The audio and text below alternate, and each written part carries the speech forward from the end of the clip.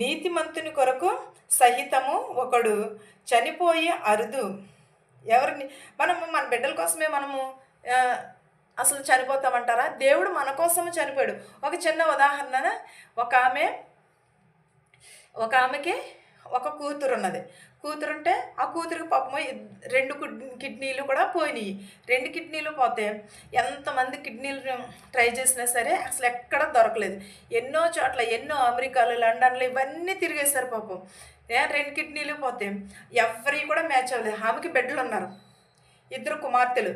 ఇద్దరు కుమార్తెలు, ఒక కొడుకు. కానీ అయినా సరే అవి ఆ కిడ్నీలో ఆమెకి పని చేయలేదు. బిడ్డలియి చూసారు, భర్తయి చూసారు, అల్లుళ్ళు, మనోళ్ళు మొత్తం ఎంతమంది ఉన్నారో అంతమందిని చూసారు. కానీ డబ్బు చాలా ఉన్నది. ధనమైతే బోలెడు విస్తారంగా ఉన్నది. బోలెడు సంపాదించారు. కానీ ఏం సుఖము? 2 కిడ్నీలు పోయినాయి పాపం ఆవిడకి. సరే కదా అనేసేసి ఆవిడ అందరిని ట్రై చేస్తే ఆమె తల్లి వృద్ధాప్యంలో ఉన్నది. 70 సంవత్సరాలు, 80 సంవత్సరాలు ఆమె. ఆమెకి ఒకసారి ఎందుకో ట్రై చేశారు. కిడ్నీలు ఏమైనా పనిచేస్తాయా తల్లి కదా అని. కానీ తల్లిది, కూతురిది కూడా మ్యాచ్ అయింది. మ్యాచ్ అయితే ఆమె ఏమన్నది, ఒక కిడ్నీ ఇమ్మని అడిగితే, అబ్బే నేను ఇవ్వను కిడ్నీ అని అడిగింది. కానీ దేవుడైతే మన కోసము తన ప్రాణమునే అర్పించాడు. మనమైతే మన బిడ్డల కోసం మన ప్రాణాన్ని అర్పిస్తున్నామా? ఒక కిడ్నీయే కదా, ఒక కిడ్నీ ఇస్తే ఒక కిడ్నీతో బతుకుతారు కదా. ఒక కిడ్నీ ఇచ్చుంటే ఆమె బ్రతుకునేమో. ఆమె చనిపోయింది కొంతకాలం తర్వాత.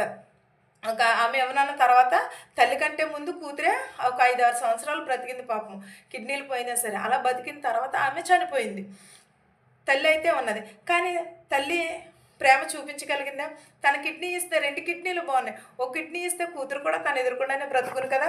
అలాగే మన దేవుడైతే అలాగనుకోలేదు కదా. మన కోసము యేసుక్రీస్తు వారు తన ప్రాణాన్నే అర్పించాడు. నీతిమంతుల కోసము గాని, అవినీతిమంతుల కోసము గాని, పాపుల కొరకు గాని